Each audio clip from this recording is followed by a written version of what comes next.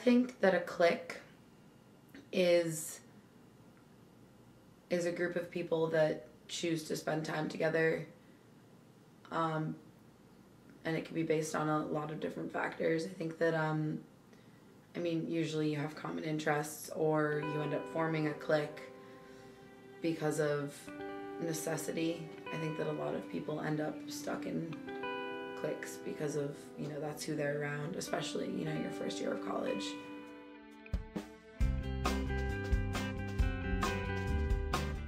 Do I think there are cliques at Guilford? Yes, I think Guilford in itself is a clique. I definitely think there are cliques on Guilford campus. I think that there's some really well-defined ones. I would define a clique as a group of like-minded people who have common interests and like to hang out on a day-to-day basis. I think that cliques are definitely formed right off the bat freshman year. I think that cliques are, a lot of the time, feel like a safe space for people. There's a really large tendency for the freshman class to kind of flock together and be scared and little and not want to interact with people who are older than them for fear of getting the freshman in our space reaction. There are definitely people here that I would say dominate and probably try to. And not necessarily in a negative way though. Like, I would say Country is probably the prime example. Everyone knows Country because he's the gap. He is the in-between the liberal arts and the athlete scholar. There are cliques like the Greenleaf Coffee Co-op on campus. There's the yachting club cliques. There's the athlete cliques. There's the video game cliques or whatever, or the gamers. There's the stoners and the other drug users. You got the athletes, or you can go even more specific, say the football players, the baseball players. You got the potheads, you got the art students, you got the English majors, you got the Palestinians, you got the science nerds. The big general jock and student divide or whatever. Some cliques that I've noticed on Guilford campus. Yachting is a big one. Yachting is easy to pick out.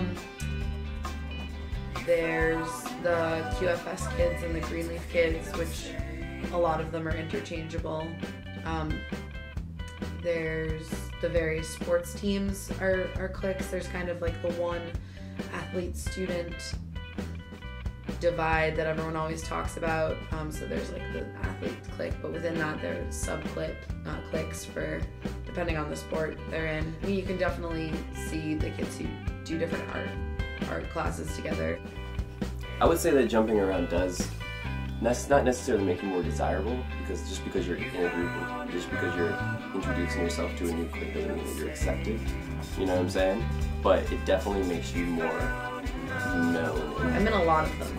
I kind of drift from group to group. I definitely think that I'm in some pretty seemingly exclusive cliques on campus.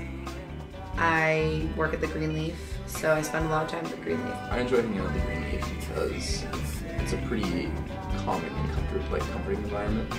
I like people who work there and hang out there. I have almost all junior friends.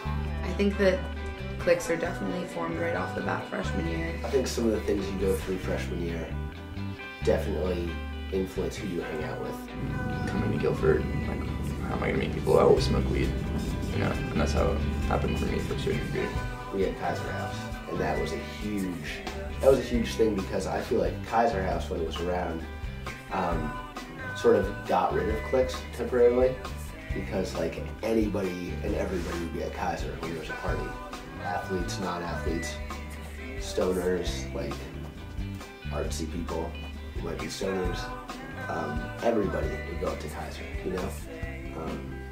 and then now without that, it seems like it's a lot more of people in their separate apartments, for parties and for weekends. Definitely promotes like smaller groups of people getting together. Them being smaller and kind of at places that are on campus, especially with the old apartments, they're a lot calmer. Hodgins Retreat is a new sort of sub-community right off of Guilford College's campus. I've been to a couple parties at Hodgins, and they're always totally out of control. Hodgins can be like a shit show. A lot of idiots show up, breaking glass, like disrespecting like the space. It's pretty much a definite that the cops are gonna come if you're at Hodgins.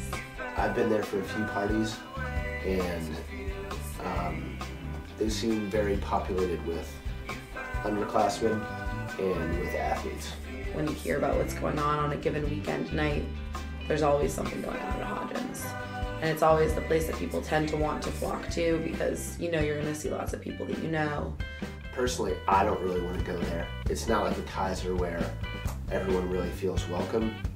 It's that you go there if you want kind of like a juvenile club scene, you know what I mean? Like sort of an underage, like a bunch of like party bashers everywhere. The last time I was at Hodgins, someone peed off one of the balconies. I actually know who it was, and we were leaving, and one of my friends got peed on as we were leaving Hodgins. That kind of athletic aura mixed with being technically off campus and everything definitely plays into the aggressive nature of those parties. I think that with Hodgins as the new party place, we have lost a lot of camaraderie. It seems a lot like high school, which I wasn't expecting.